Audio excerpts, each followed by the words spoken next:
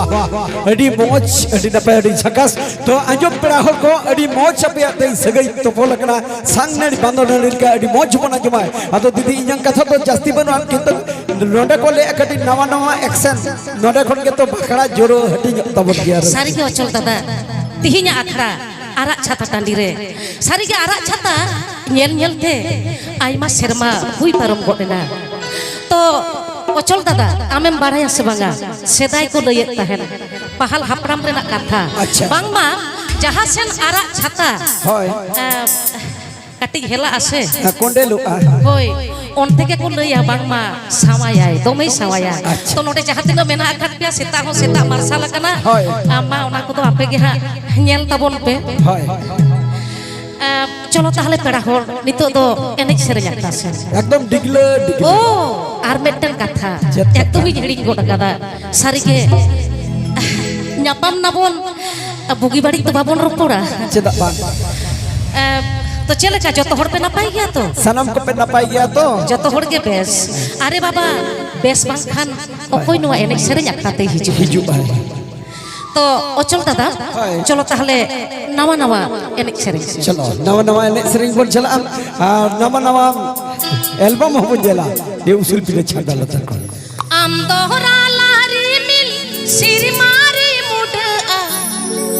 जाड़ी में सिरी मिल जाड़ी में से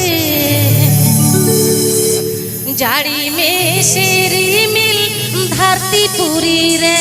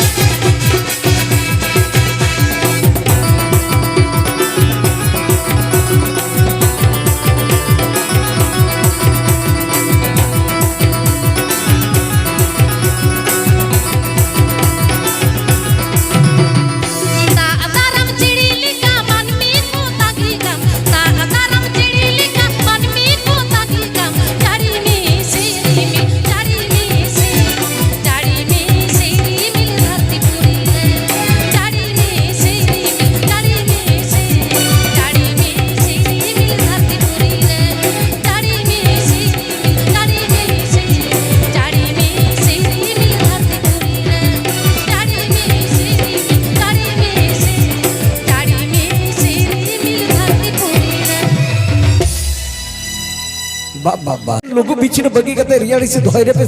सेटर कना दीदी हो ठीक इनका रुमुई रुमुई मने जीवी गोटा लगिते सीता अक्तो की सेटर के दिया चलो दीदी मुझे खोल बना जमा निये 2024 दा नावा मारे सनाम लेकना सही ही सिदी कोई दो जी